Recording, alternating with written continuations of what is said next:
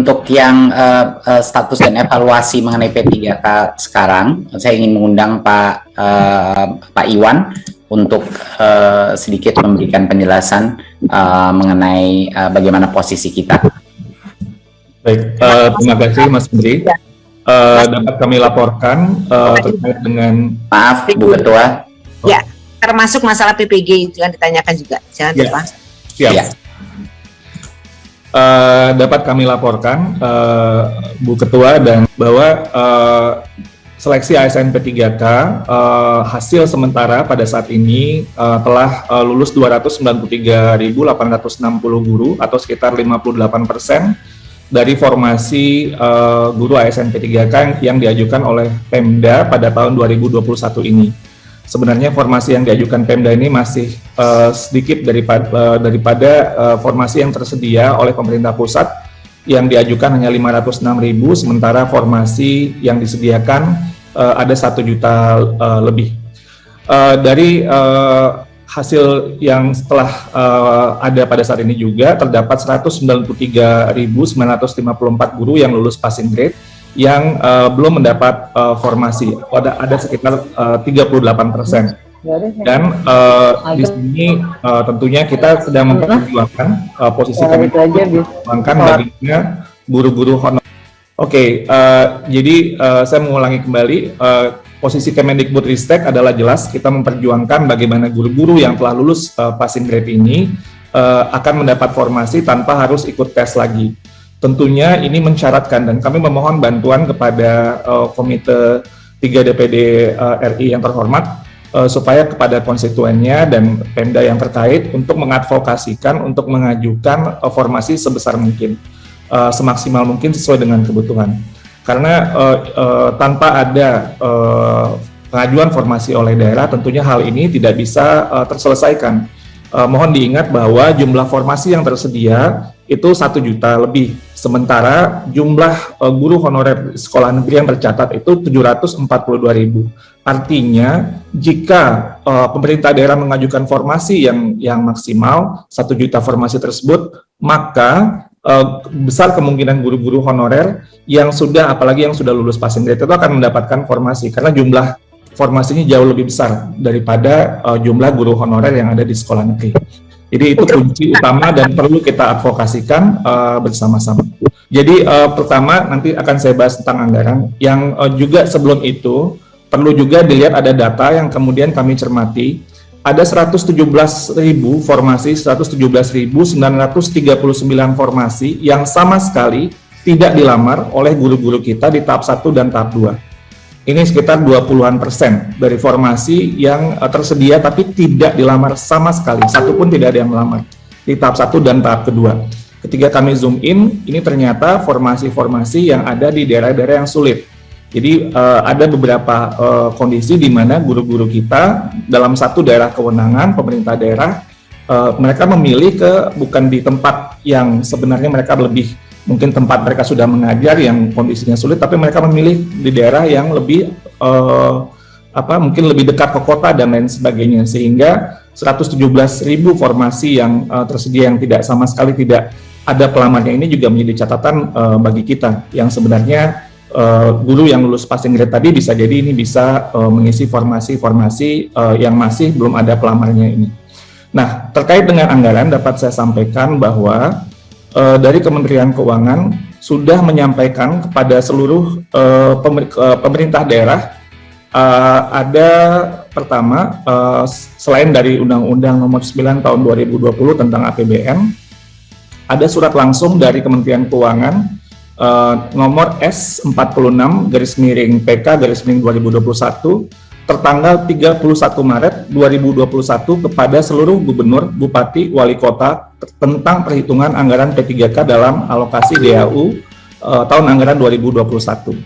Lalu kemudian dikuatkan juga dengan surat dari Kementerian Dalam Negeri dari Dirjen Bina Keuangan Daerah nomor 910/2506/KUDA tertanggal 7 April 2021 kepada seluruh gubernur, bupati, wali kota tentang penyediaan anggaran belanja gaji dan tunjangan P3K dalam APBD tahun anggaran 2021.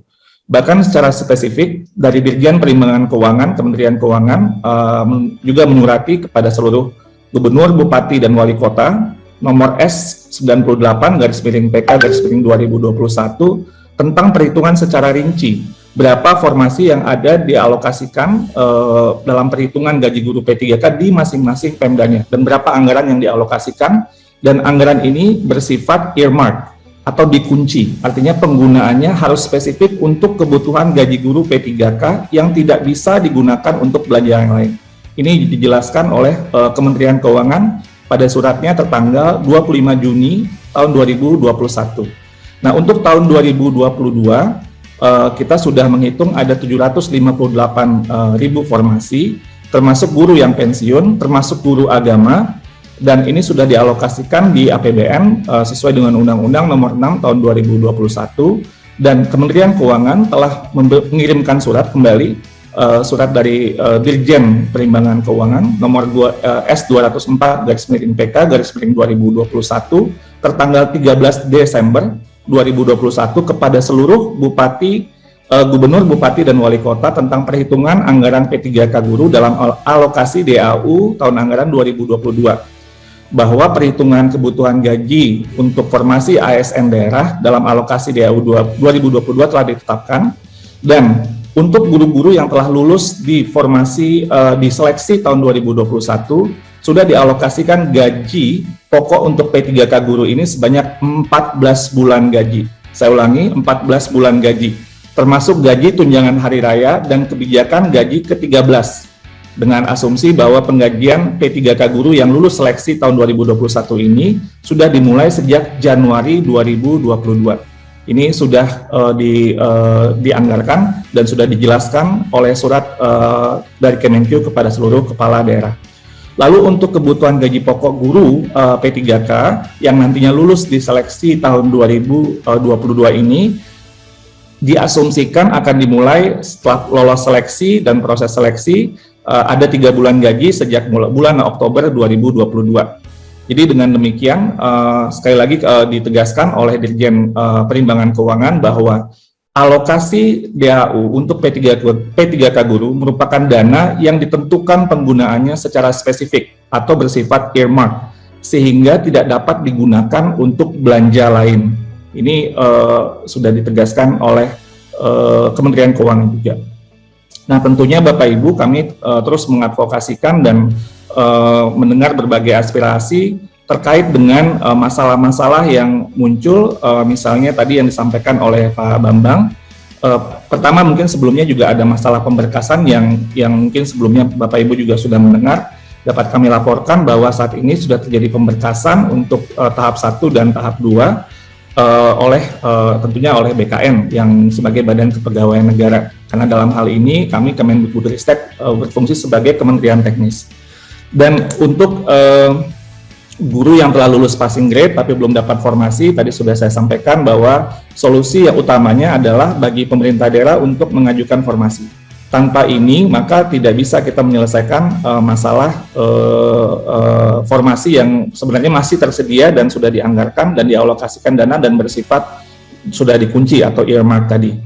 Terkait dengan ini termasuk juga guru-guru yang sekolah negeri yang tadi disampaikan kalah bersaing dengan swasta, sebenarnya mereka bisa tetap mendapatkan formasi jika formasinya dibuka. Lalu untuk sekolah swasta kami telah mendengar berbagai aspirasi dan sejak akhir tahun lalu sudah berdiskusi dengan sekolah-sekolah swasta. Juga di awal tahun kami juga sudah mendiskusi mendengar berbagai aspirasi dari berbagai sekolah swasta, termasuk dengan pertemuan dengan Badan Musyawarah Perguruan Swasta tanggal 6 Januari untuk mendengarkan apa yang menjadi masalah dan apa usulan solusi. Dan ternyata memang salah satu yang terkunci adalah dari Undang-Undang ASN yang sebenarnya pertama memberi hak kepada semua warga negara yang memenuhi syarat untuk mengikuti seleksi ASN, dan dalam hal ini kita melihat bahwa semua warga negara tidak bisa dikecualikan. Yang kedua, bahwa yang lulus dari seleksi aparatur sipil negara ya harus ditugaskan di instansi atau lembaga pemerintah. Jadi ini adalah ketentuan dari undang-undang yang tentunya kami harus tunduk dengan kondisi ini. Namun demikian sekali lagi kami sampaikan bahwa kami terus memperjuangkan dan saat ini dalam Panselnas kita berdiskusi untuk mekanisme seleksi ASN P3K di tahun 2022 dengan mempertimbangkan semua aspirasi yang ada. Mohon doa dan dukungan juga dari Bapak Ibu sekalian supaya bisa lebih baik di tahun ini. Satu hal juga terkait untuk sekolah swasta yang kami juga mendengar, mungkin suara yang jarang terdengar suaranya, tapi sangat penting adalah bukan dari sekolah dan yayasan saja, tapi dari guru-guru swastanya sendiri, yang mereka merasa mereka memiliki hak untuk memperjuangkan kondisi kerja yang lebih baik. Tentunya kita tidak ingin guru-guru kita mendapatkan pembayaran atau gaji di bawah upah minimum regional atau UMR, sesuai dengan Undang-Undang Ketenagakerjaan. Kondisi ini yang mungkin menyebabkan guru-guru swasta yang ingin untuk mencoba kesempatan dalam seleksi ASN P3K. Jadi ini juga mungkin suara yang tidak terdengar secara lantang mungkin dalam berbagai liputan, tapi sebenarnya mereka juga memiliki semacam hak untuk juga mendapat kesempatan kondisi kerja yang lebih baik, apalagi itu jika di bawah kondisi UMR. Terkait dengan passing dan P3K sedang dalam kajian kami juga, jadi terima kasih atas masukannya. Dan untuk Akta 4 sudah tidak ada lagi dan ini sudah diganti dengan PPG dan dalam hal ini PPG dalam jabatan.